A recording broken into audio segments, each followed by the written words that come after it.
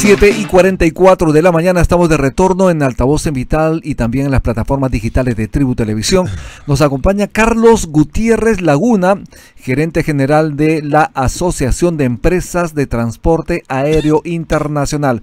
Señor Gutiérrez, muy buenos días, bienvenido a Altavoz en Vital. Buen día, muy buen día, muchas gracias por la invitación. La situación complicada en el Aeropuerto Internacional Jorge Chávez, que supuestamente nos debe solucionar la vida, ¿no? La situación de los pasajeros internacionales peruanos, pero usted como uno de los principales agentes económicos de ese sector, ¿cómo ha visto esta situación? Mira, en principio el día domingo mayor novedad no hubo, salvo algunas contingencias en la parte del tema de control de pasajeros, seguridad y migraciones.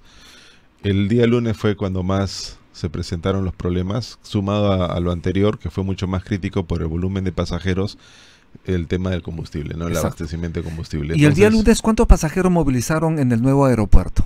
Se está hablando más o menos de 400 vuelos en promedio. 400 vuelos en promedio. Más o menos, al día son más o menos entre 450, 500, dependiendo de la temporada, ¿no? Eso es, entonces, digamos en temporada normal, ni baja normal, ni alta. Vamos a entrar un par de semanas y empezamos la temporada alta. ¿Qué, cuántos vuelos al día es aproximadamente? Está sumando a 500, 550 eventualmente, ¿no? Mira, para que tengan una referencia, números gruesos, estamos hablando de más o menos 90.000 personas que ingresan al día al Jorge Chávez. Okay, pero de esos 90.000 restemos unos 20, 24.000 que son trabajadores, bueno, todos los que parte de la aerolínea.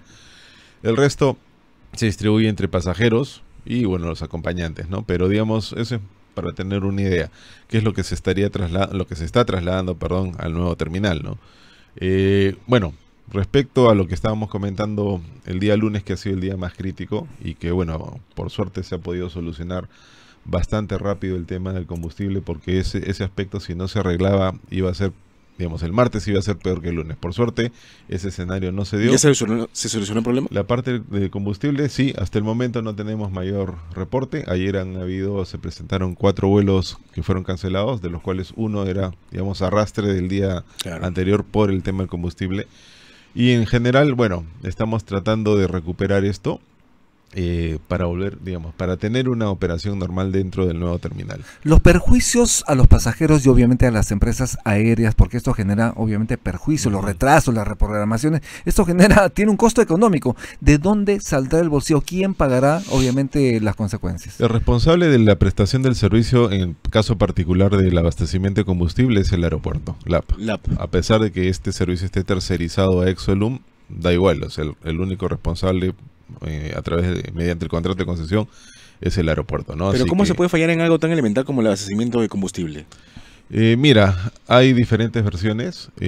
Lo que creemos es un poco a esta falta de pruebas que no se han generado, digamos, pruebas respecto a la simultaneidad de vuelos, que tú puedas atender diferentes vuelos, que es una cosa, es que se ha generado estas pruebas, o más que pruebas, a través de la marcha blanca, desde el día 15 de mayo, pero eran con vuelos acotados. Acuérdense que eran 4 aerolíneas que tenían 4 vuelos al día, entonces eso no te estresaba al sistema, o eventualmente ver qué alternativa tenías si es que se presentaba una situación como la que se presentó el día lunes en una situación, en un escenario real, ¿no? Claro. Entonces, bueno, parte del inconveniente presentado, que bueno, por suerte ya está superado y que se mantenga de esa manera. ¿Y usted cree que el LAP va a resarcir a los afectados? Porque obviamente, como dije hace un momento, hay un costo económico. Sí, seguramente, es su responsabilidad, ¿no? Aparte, ahí tienes pronunciamientos, no solamente el Indecopi, que sacó un comunicado ese mismo día, el día lunes, sino también el MTC. O sea, la responsabilidad está clara. Acá, digamos, no hay mucho que discutir, independientemente de que si ha sido un tema de presión de la red hidrante o si ha sido un tema, como ayer escuché al gerente de LAP indicar que era un tema mecánico. Las razones al final del día no interesan, ¿no? No interesan, es la consecuencia. Y la consecuencia ha sido una falla en la provisión del sistema de combustible, ¿no? De otro lado, como sabe perfectamente, hay una adenda al contrato de concesión que ahora le permite a LAP cobrar, digamos, por transferencia, ¿no? Por esta transferencia de pasajeros. Estamos hablando del TUA, tanto para vuelos nacionales como para vuelos internacionales. Explíquenos un poquito y cuál fue la posición de AETAI, la Asociación de Empresas de Transporte Aéreo Internacional, sobre el tema. Gracias por la pregunta. A ver, la TUA es en términos generales, es una tarifa de uso de aeropuerto, ¿ok? Eso se paga todas las veces que un pasajero utilice un aeropuerto. Eso se denomina una TUA de salida. ¿Y está incluida en el pasaje? Ajá. Desde el 2010 más o menos que se negoció con el aeropuerto para generar esta facilidad a los pasajeros y eliminamos una cola que existía, no sé si recordarán, antes de los arcos de seguridad. Hay que ser claros acá. ¿Quién paga la TUA? Es el pasajero. ¿Por qué? Por usar la infraestructura. ¿Quién debe cobrarlo? Es el aeropuerto. Nosotros, ¿por qué intervenimos, digamos, para recaudar esa TUA y facilitar la vida? Precisamente por eso, facilitar la vida al pasajero, ¿ok? Pero no, pese a que le genera costo a ustedes. Efectivamente, pero no es una obligación nuestra, sino, vuelvo a repetir, esta es una obligación del AP, si es que él desea cobrar esa TUA a los pasajeros que usan la infraestructura. Ahora bien, en el 2013, mediante la adenda 6 al contrato de concesión, se incorpora el derecho al AP para que cobre una TUA a los pasajeros de transferencia, doméstico e internacional. Ejemplo, pasajero que va a Tacna, Lima y Quitos, pagaría o va a pagar una TUA en transferencia que ahora es $7 de subida y $7 de bajada. En el caso internacional, Buenos Aires, Lima, México, ese pasajero internacional son $11.30 me parece de subida, y lo mismo de bajada, ¿ok? Un peaje, ¿no? Es una suerte de peaje, ¿no? En el 2013, nosotros desde antes siempre nos hemos opuesto al cobro de esta TUA. Primero por una razón muy sencilla, porque este cobro o ingreso extra nunca estuvo contemplado en el contrato de concesión. Es decir, ellos cuando entran a la concesión realizan su flujo de caja, proyectan sus ingresos y en función a eso desarrollan su concesión. En el camino que tengan un ingreso adicional o que adquieran un ingreso adicional, ¿cuál es la consecuencia de eso? Que estás alterando el equilibrio económico financiero de la concesión. Y si haces eso, tienes que hacer una revisión de las tarifas, ¿ok? Y ese es el principal cuestionamiento que nosotros hemos presentado a los CITRAN. Repito, con la adenda 6 se le genera el derecho a la para que pueda cobrar esto. ¿Cuándo se ejecuta? Según la misma adenda 6, la va a cobrar cuando entre en funcionamiento el nuevo terminal. ¿Quién marca la tarifa? Es el OCITRAN. Esa es su función, porque ese es el mandato del contrato de concesión. OCITRAN, dentro de ese mandato, y en función a estos criterios que estoy comentando, que es, oye, vas a tener un ingreso que nunca estuvo proyectado, tienes que hacer una reevaluación del equilibrio económico financiero de la concesión. ¿Eso lo ha hecho el OCITRAN? No, no lo ha hecho. Y ojo, que ese también es un punto que en el 2013 el OSI, el órgano de control interno de Contraloría de OCITRAN, le recomendó, porque sabía, pues ok, estamos generando esto, en este momento hay un equilibrio económico financiero, pero cuando se genere y se le apruebe este nuevo ingreso al aeropuerto, estamos hablando de que vas a tener que hacer la chamba. ¿Y qué detrás de la firma de esta adenda? ¿Perdón? ¿Qué cosa hay detrás de la firma de esta adenda? ¿Por qué se incluyó? Ah, buena pregunta. Ese es un tema del ministro Carlos Paredes, creo que fue en ese momento quien aceptó firmar ¿Estamos hablando de qué gobierno? Humala, 2013. Sí, en realidad para nosotros fue un regalo. Nunca se le debió haber otorgado un regalo, ¿no? Al AP en ese momento. Un regalo al AP, evidentemente. Y eso sale obviamente del bolsillo de todas las personas. ¿Cuándo se va a comenzar a cobrar? A ver, el cobro LAP ha anunciado que lo va a hacer, en teoría debía haber empezado el 1, lo ha postergado hasta el día 25 de septiembre. ¿Por qué? ¿Y cómo va a ser? ¿Las colas de nuevo o cómo? Esa es la parte, intermedia. Estamos negociando con ellos porque ellos desean que se incorpore esa TUA en los boletos de las aerolíneas. Que no es su obligación. Que no es nuestra obligación, ¿ok? Entonces estamos en ese proceso de negociación para incorporar ese boleto, ese concepto de TUA en los boletos de las aerolíneas, ¿ok? Caso contrario, LAP, si desea cobrar, armará su kiosquito y cobrará a los pasajeros. Pero como se han dado cuenta que eso va a ser un despelote. Un despelote literalmente, han postergado ese cobro hasta septiembre 25, digamos que en un plazo más o menos prudente como para cerrar estas negociaciones y eventualmente, incorporarlo al boleto. OCITRAN es la entidad encargada de levantar la voz, pero ha agachado la cabeza, ¿no? En el caso puntual, como te digo, el cuestionamiento nuestro es, OCITRAN, si bien tú tienes el mandato de marcar la tarifa, pero cumple con lo que es, digamos, con la big picture, con todo. ¿Y eso qué significa?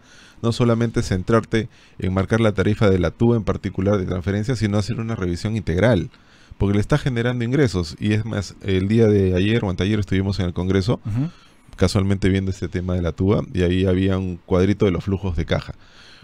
Del 25 al 30, solamente en la proyección de ingresos para el aeropuerto por este concepto son más de 180 millones de dólares. ¿Al año? Del 25 al 30, ¿ok? Pero son 180 millones de ingresos y me van a decir... Sin hacer nada. Que eso no te está afectando tu equilibrio. Por supuesto. Tienes que revisarlo, pues, así de simple. No hay, o sea, no cabe otra discusión. Entonces, lo que pasa es que los Citran no ha hecho esa tarea. Entonces, nosotros hemos presentado una apelación, un recurso, una impugnación contra esta resolución. Y bueno, vamos a ver cómo se resuelve esto, ¿no? ¿Se puede revertir esta adenda? La única forma que se revierta esta adenda no es a través de un proyecto de ley, porque eso sería, digamos, meter mano dentro de un contrato, y eso no se puede. Eso no se puede, ¿no? Tendría que sentarse MTC, LAP, y eliminar este cobro. Tan simple como eso. Así como lo pusieron, porque nunca se lo dieron haber otorgado, quitarlo. ¿Ese escenario es posible? Un poco complejo, ¿no? El otro escenario que queda es, bueno, revisemos cuánto va a quedar este monto. Y ese monto tendría, como te digo, si vas a hacer una revisión de este balance, en cualquier caso, si yo voy a marcar un número X para la TUA de transferencia, tendría que bajar la TUA de salida. Claro, y el problema es que en Perú, teniendo un aeropuerto internacional, sí o sí van a tener que, quienes utilizan para hacer vuelos domésticos, pasar por este aeropuerto, ¿no? Claro, digamos, hasta este punto, la parte, vamos a ponerlo de esa manera, técnica de la explicación. Claro. La parte, digamos, competitiva. Bogotá no lo cobra, Panamá no lo cobra, Santiago no lo cobra, y son nuestros competidores, más Bogotá y Panamá que Santiago, porque, digamos, geográficamente nosotros estamos en una mejor posición que Santiago. Ellos no cobran esto. En consecuencia, si nosotros pretendemos competir como hub regional, vamos muertos, pues, porque estamos disparándonos a los pies. Es un cobro perverso, obviamente, para los consumidores, para los usuarios, para los viajeros, porque si los competidores, en este caso nuestros vecinos, no lo cobran, imagínate, le estamos poniendo más trabas para que puedan llegar más turistas al país. Sí. Es un costo adicional. Es un costo adicional en el ámbito internacional y peor en el nacional. Porque es, a ver, en el nacional, ¿no? Tú no tienes alternativa para ir a Iquitos desde el sur. Mira, todo el sur hacia el norte, sin pasar por Lima, y viceversa, y de oriente hacia el sur o hacia el norte, no tienes alternativa si es que no pasas por Lima. Es decir, si consigues un pasaje a $100, vas a tener que pagar $14 más. $14 más, y digamos, estás hablando casi un 15% extra al costo de ese pasaje, ¿no? Entonces, claro, al no tener una alternativa, casi es un ingreso asegurado, porque el pasajero no tiene por dónde más ir si es que quiere usar el modo aéreo, ¿no? Entonces, pero eso puede ser una alternativa para judicialmente tirarte abajo esta adenda, ¿no? Porque no hay otra opción, ¿no? No hay otra opción, sí, son cuestiones que habría que evaluar, ¿no? Pero al final, como te digo, si lo ponemos en el ejemplo de los peajes, ¿no? Claro. Oye, a mí me estás obligando a ir por esta ruta, pero además voy a tener que pagar por utilizar esa ruta. Pero no hay otra alternativa, ¿no? No hay otra alternativa, pero por eso vuelvo al punto anterior, ¿no? Implica este rebalanceo en las tarifas que tendría que haber hecho. ¿Usted quiera, en cuanto, ya para acabar, con cuánta antelación debería acudir un pasajero al aeropuerto, al nuevo Jorge Chávez? ¿5 horas? ¿Es cierto eso? No, me parece demasiado, la verdad, pero la verdad es que hay que considerar 4. También, por lo menos, el tiempo extra que te va a tomar llegar desde tu punto de salida al nuevo aeropuerto. Pero es un castigo. Y el costo, porque dice que están cobrando 100 soles a los taxistas, ¿no? Sí, además, he visto que están 80, 100 soles, lo que normalmente costaba 75, 70 o 60 soles, ¿no? O sea, es un tiempo extra que hay que tomar en consideración para llegar al aeropuerto, tema 1. Tema 2, dentro del aeropuerto, los controles de seguridad, que era lo que ha colapsado el día lunes. Así es. Ha estado mejorando un poco, pero todavía está medio complejo el asunto. ¿Las máquinas han fallado? Sí, claro, las máquinas estas de rayos X para control de seguridad de pasajeros. Y tema 3, control de migraciones. Y acá sí quiero aprovechar su medio para resaltar la necesidad que el pasajero que vaya a viajar baje el aplicativo MigraCheck. MigraCheck. Ajá, que lo tienes tanto para Android como para iOS, ¿ok?